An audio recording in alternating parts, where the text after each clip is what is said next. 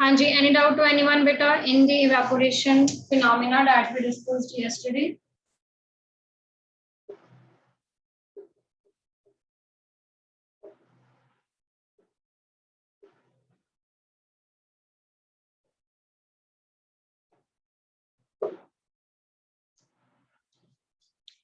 Clear करें आगे फिर,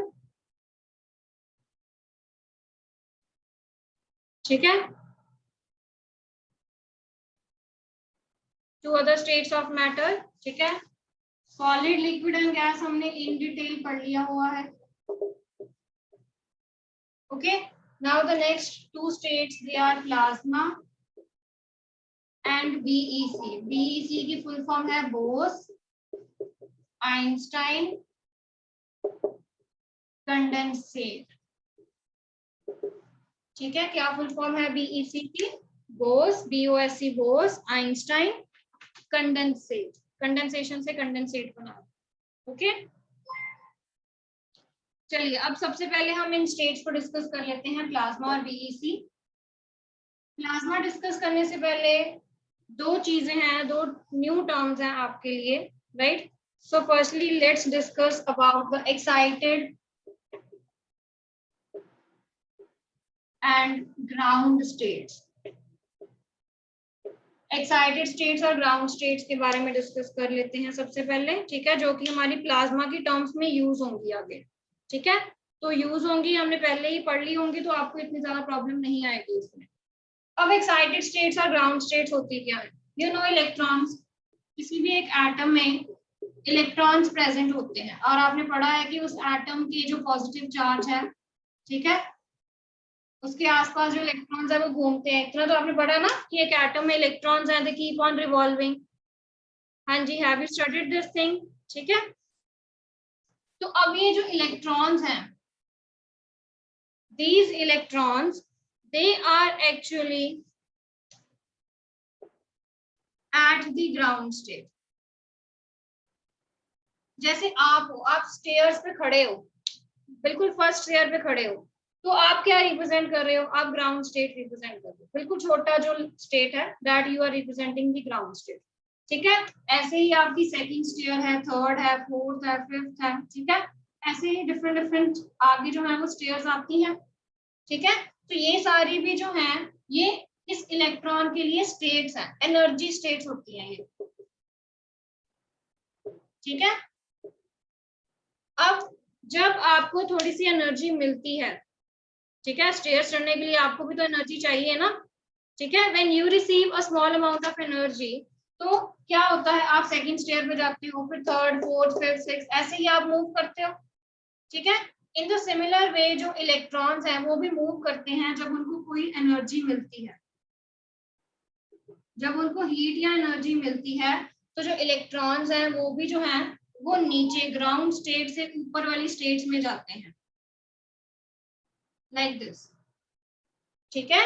जब उनको एनर्जी मिलती है तो वो भी फर्स्ट स्टेयर से सेकंड स्टेयर में जा सकते हैं, third, fourth, fifth, six, seventh, eighth and so on, ठीक है। ये जो अब ऊपर वाली स्टेट्स हैं जिनके ऊपर ये चढ़ रहा है इलेक्ट्रॉन, इन स्टेट्स को हम क्या कहते हैं? We called the states as excited states. इन स्टेट्स को हम क्या कहते हैं? एक्साइटेड स्टेट्स कहते हैं। सपोज मैं इसको E0 कह रही हूँ, ये E1 है, ये E2 है और ये E3। तो E1, E2, E3 ये क्या है? These are the excited states, ठीक है। ये सेकंड, चलिए ground states E0, excited states they are E1, E2, E3। अब ग्राउंड स्टेट को ले लो कि ये जो है ये इलेक्ट्रॉन का घर है, जैसे आपका घर है। आप जब अपने रिलेटिव्स के घर जाते हैं तो आपको होता है ना, मम्मा घर चलो, मम्मा घर चलो, ठीक है, I have to go back to my home, right. तो same is the case for the electrons. ये जो इलेक्ट्रॉन्स इन एक्साइटेड स्टेट्स पे जा रहा है, ये एक्साइटेड स्टेट्स क्या है? अनस्टेबल है। Here the electron is unstable for these states, ठीक है। उसको यहाँ पे होता है कि मैं वापस कब अपने घर पे जाऊंगा, मैं वापस कब अपनी ग्राउंड स्टेट पर जाऊंगा, ठीक है। तो ये जो स्टेट्स हैं, दीज आर क्वाइट, जो एक्साइटेड स्टेट्स हैं ये क्या होती हैं? They are unstable. इलेक्ट्रॉन की यहाँ पर टेंडेंसी होती है कि मैं वापस जाऊं, ठीक है, वापस कहाँ पर जाऊं? अपनी ग्राउंड स्टेट पे जाऊं, ठीक है। तो जब भी इलेक्ट्रॉन वापस अपनी ग्राउंड स्टेट से जाता है, अब या तो उसकी मर्जी है या वो डायरेक्टली ग्राउंड स्टेट पे चला जाए, ठीक है, उसकी मर्जी है, या तो वो डायरेक्टली ग्राउंड स्टेट पे चला जाए, या पहले E3 से E2 पे आए, फिर E2 से E1 पे आए, फिर E1 से E0 पे आए, ठीक है, उसकी मर्जी है, चाहे उसने बाकी अपने रिश्तेदार के घर, बाकी रिलेटिव्स के घर होके आना हो, ठीक है। तो in this way electron it can basically move back to its own state, to its own house, ठीक है। अब ये जो स्टेट्स हैं, these are called excited states that are basically unstable.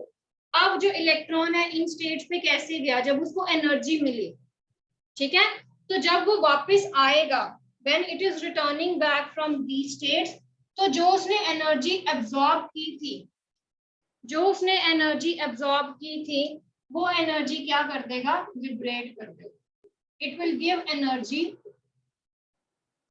और वो एनर्जी किस फॉर्म में देगा, लाइट की फॉर्म में, समझ रहे हो, जो एनर्जी लेके वो इलेक्ट्रॉन ऊपर गया एक्साइटेड स्टेट्स में, उसने वो इलेक्ट्रॉन ने वही एनर्जी जो है वो वापस देके फिर वापस आना है अपनी स्टेट्स पे, ठीक है। और वो एनर्जी आपको कैसे दिखेगी, it will appear to you in the form of light, it will appear to you in the form of light. Clear हो गया, इज इट क्लियर? चलो, हाँ जी, ये चीज क्लियर हो गई बेटा, इज दिस क्लियर? ठीक है, चलिए अब हम चलते हैं अपनी एक्चुअल डेफिनेशन पे, दैट वी कॉल्ड एज, और नेम्स मैंने नोट कर लिए हैं, रितिका है एंड कंवरनूर है, their parents they will be called today. चलिए अब आते हैं प्लाज्मा पे, let's write down the definition of plasma. So the state it consists of super energetic। अब यहाँ पे देखो टर्म आई है एक सुपर एनर्जेटिक, दैट मीन्स उन्होंने एनर्जी ली, like I told you that they have received the energy, and super excited particles, अभी बताया आपको एक्साइटेड स्टेट्स के बारे में, ठीक है। तो जो पार्टिकल ऊपर जा रहा है एक्साइटेड स्टेट्स में, हम उस पार्टिकल को क्या कह रहे हैं, सुपर एक्साइटेड पार्टिकल कह रहे हैं, ठीक है, राइट। तो इस स्टेट में क्या क्या आते हैं, सुपर एनर्जेटिक और सुपर एक्साइटेड पार्टिकल्स आते हैं सबसे पहले, ओके क्लियर। अब इसमें एग्जांपल्स किस किस की आती हैं, फ्लोरोसेंट ट्यूब्स हम यूज कर रहे हैं, वी यूजिंग फ्लोरोसेंट ट्यूब्स, ठीक है, that is the example of plasma. Fluorescent tubes जो ग्लो करती हैं उनमें क्या होता है, प्लाज्मा होता है। Neon sign bulbs, they also glow due to presence of plasma in them।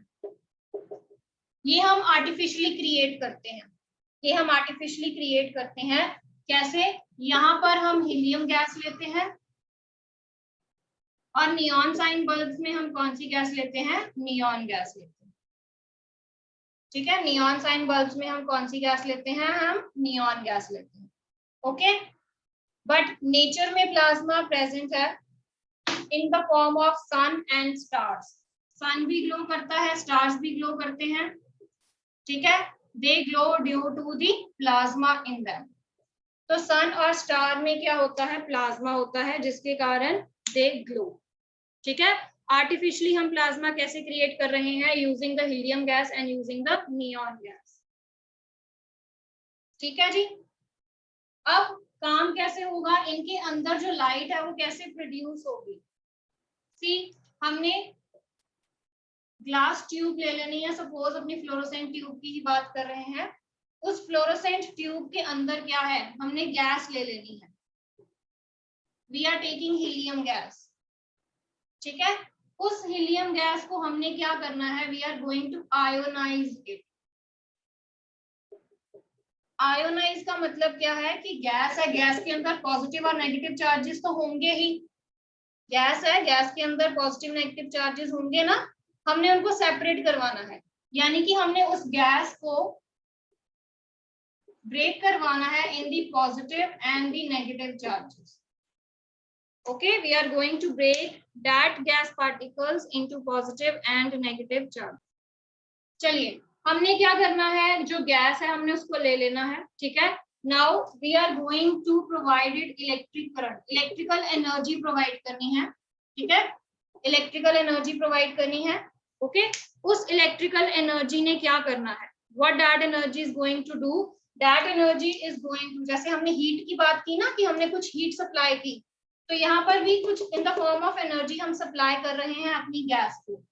तो अंडर दैट इफेक्ट जो गैस है वो आयनाइज हो गई in positive and negative charges में, ठीक है. वो गैस जो थी वो किस में कन्वर्ट हो गई, पॉजिटिव और नेगेटिव चार्जेस में कन्वर्ट हो गई. अब क्या होगा, वही सेम काम जो मैंने अभी आपको एक्सप्लेन किया है. इलेक्ट्रॉन नीचे है, इलेक्ट्रॉन ने वो एनर्जी लेनी है, ऊपर गया एक्साइटेड स्टेट्स में, ठीक है. ये जो इलेक्ट्रिकल एनर्जी इसने ली है उस कारण इलेक्ट्रॉन ने कहां पर जाना है, एक्साइटेड स्टेट्स में जाना है. फिर जब वो एक्साइटेड स्टेट से वापस आएगा अपनी नॉर्मल स्टेट पे, तो उसने ये एनर्जी दे देनी है, और ये हमें कैसे नजर आएगी, इन द फॉर्म ऑफ लाइट, ठीक है. तो ये हमें कैसे नजर आएगी, इन द फॉर्म ऑफ लाइट नजर आएगी, ठीक है. तो आपकी जो ट्यूब्स में लाइट नजर आई है, it is due to the glowing of plasma. ये प्लाज्मा है. Plasma means that ionization of gas particle is there, ठीक है. तो जब वो एनर्जी रिलीज कर देते हैं तो क्या होता है, that it appears in the form of light. Clear, ठीक है जी. तो हर एक गैस का डिफरेंट डिफरेंट कलर होगा बेटा, ठीक है. जो भी गैस हम लेंगे उसका डिफरेंट डिफरेंट कलर होगा. So the light, it will depend upon the nature of the gas that we are using, ठीक है. जौन सी भी गैस हम लेंगे उसके कॉरेस्पॉन्डिंग जो लाइट है उसकी प्रोड्यूस होगी. हाँ जी, क्लियर बेटा, ठीक है. अब इसके बाद हम नेक्स्ट स्टेट डिस्कस कर लेते हैं, दैट इज बीईसी.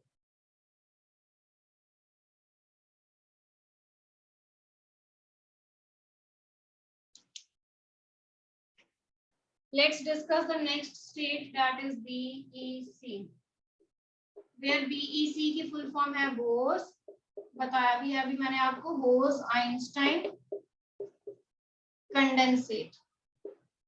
तो यहाँ पे एक वर्ड यूज हो रहा है, दैट इज कंडेंसेट, ठीक है. The word is condensate.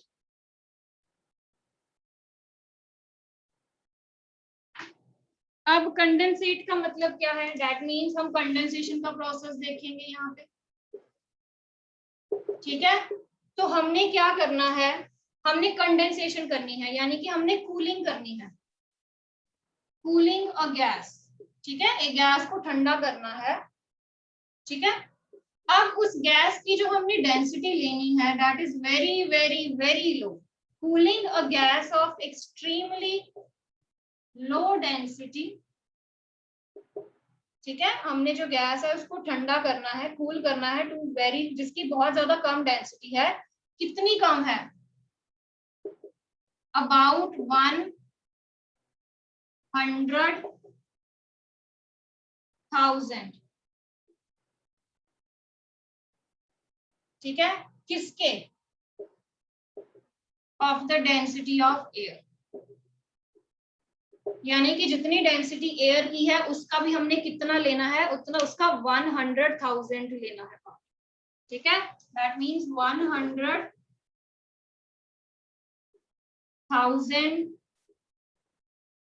Part लेना है किसका, ऑफ डेंसिटी ऑफ एयर का, यानी कि जितनी भी एयर की डेंसिटी है उसको हमने डिवाइड करना है with 100 and 1000 part of that, ठीक है. अब हमने उसको किस टेम्परेचर तक लेके जाना है, ठीक है. हमने उसको किस टेम्परेचर तक लेके जाना है, टू सुपर लो टेम्परेचर, बहुत बहुत बहुत कम टेम्परेचर तक लेके जाना है, ठीक है. बहुत ज्यादा कम टेम्परेचर तक हमने क्या करना है, उसको लेके जाना. So this is how we are going to achieve Bose Einstein condensate. ये स्टेट हम तब अचीव कर सकते हैं, ठीक है जी. जब हम एक गैस को बहुत ज्यादा, जिसकी कम डेंसिटी है as compare to the density of air, उसको हमने ठंडा करना है to very very very low temperature, ठीक है, तो फिर हम ये स्टेट जो है वो अचीव कर सकते हैं। ठीक है जी, clear? With this your chapter is complete. Okay, now any doubt to anyone? Any doubt to anyone? अच्छा, एक दो क्वेश्चंस है जो मैं आपकी असाइनमेंट्स में देख रही हूँ बेटा। एक तो सेम वही क्वेश्चन जो मैंने पहले भी आई थिंक बताया है, still you people are doing the mistakes, कि जो लिक्विड है, water is liquid at room temperature, iron is solid at room temperature, उसमें फोर्सेस का बताओ, ठीक है, स्पेसेस एक्सप्लेन करो, राइट, और आपने उसमें फ्लूइडिटी, रिजिडिटी, कंप्रेसिबिलिटी, ये प्रॉपर्टीज एक्सप्लेन करनी है। ये नहीं लिखना कि सिर्फ उसका मेल्टिंग पॉइंट इतना है, उसका बॉइलिंग पॉइंट इतना है, वहीं पे नहीं छोड़ना है। Okay, explain all the properties of the solids, explain all the properties of the liquids. चलिए, हाँ जी धीरेन बोलिए बेटा। मैम आपने कहा कि जैसे कि बोस-आइंस्टाइन कंडेंसेट में लो डेंसिटी की गैसेस यूज होती है, तो जैसे अगर हम हीलियम और हाइड्रोजन को भी अगर हम सुपर लो टेम्परेचर पे करेंगे तो वो भी कंडेंसेट हो जाएंगी। हाँ जी बेटा, any gases we can basically show the behaviour of BEC, ठीक है, बस ये कंडीशन होती है कि उनकी डेंसिटी जो है वो बहुत बहुत बहुत कम होनी चाहिए, ठीक है, नॉर्मल एयर के कंपैरेटिव। और जब हम उसको सुपर लो टेम्परेचर्स पे लेके जाते हैं ना, तो उनका बिहेवियर टोटली डिफरेंट हो जाता है। सुपर लो टेम्परेचर्स पे ही जो गैसेस हैं वो नॉर्मल गैसेस तरह बिहेव नहीं करती हैं, वो डिफरेंटली बिहेव करती हैं, ठीक है, इसीलिए हम उसको सुपर लो टेम्परेचर तक लेके जाते हैं ताकि हम उसका बिहेवियर जो है वो चेंज करके स्टडी कर सके। ओके ओके मैम, वो बिल्कुल एक जैसी प्रॉपर्टीज शो करते हैं। हाँ जी, they will becoming identical and they will be showing the same properties, ठीक है, वो बिल्कुल आइडेंटिकल बन जाते हैं। ओके अश्मित,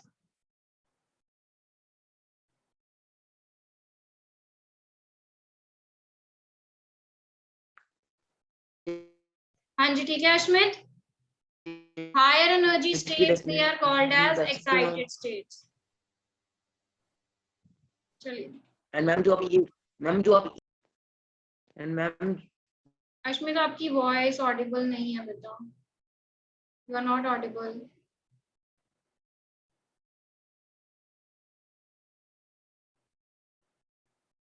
जी अपरन बोलिए बेटा। मैम आप कह रही हो ना कि ये सारे इकट्ठे हो जाते हैं पार्टिकल्स और आइडेंटिकल लगते हैं, तो मैम ये किसके मतलब इनकी प्रॉपर्टीज किसके सेम होती हैं? सॉलिड के साथ ये मैच करना शुरू कर देते हैं? बेटा they don't match with the solid exactly, यहाँ पे फिर हम फर्दर पार्टिकल्स को स्टेट्स की फॉर्म में लेके चलते हैं, ठीक है, कि क्या ये आगे क्वांटम थ्योरी में ये यूज होते हैं कि क्या वो क्वांटम स्टेट्स में सारे के सारे जो है वो एक ही स्टेट में ऑक्यूपाई हो रहे हैं, ठीक है, पार्टिकल का बिहेवियर कैसा है, कि वो पार्टिकल जो है अगर वो एनर्जी रिसीव कर रहा है एक पार्टिकल, तो वो कैसे बिहेव कर रहा है, क्या सारे पार्टिकल्स जो है वो आइडेंटिकली बिहेव करेंगे या उनमें से जो पार्टिकल्स है वो डिफरेंट बिहेवियर शो करेंगे, तो इन प्रॉपर्टीज के बेसिस पे हम उनको लेके चलते हैं। ओके चलिए, एक क्वेश्चन था कि does it cooler, it cools better on hot and dry day, जो आपने असाइनमेंट्स में किया हुआ है, ठीक है, एक्सप्लेनेशन इज नॉट करेक्ट और it is not up to the mark. Hot और ड्राई डे है, हॉट का मतलब क्या है कि टेम्परेचर ज्यादा है, ठीक है, ड्राई का मतलब क्या है कि ह्यूमिडिटी जो है वो कम है, ठीक है, so you can explain this thing that in case of hot and dry day the temperature is more and humidity is less, and both these factors they are going to favor the evaporation process। ये दोनों factors जो हैं वो क्या करते हैं, वो evaporation की प्रोसेस को फेवर करते हैं, दे इंक्रीजेस द इवेपोरेशन प्रोसेस, ठीक है, so that's why a desert cooler it cools better on hot and sunny day, ठीक है, hot and dry day। Clear बेटा? ठीक है जी, क्लियर है।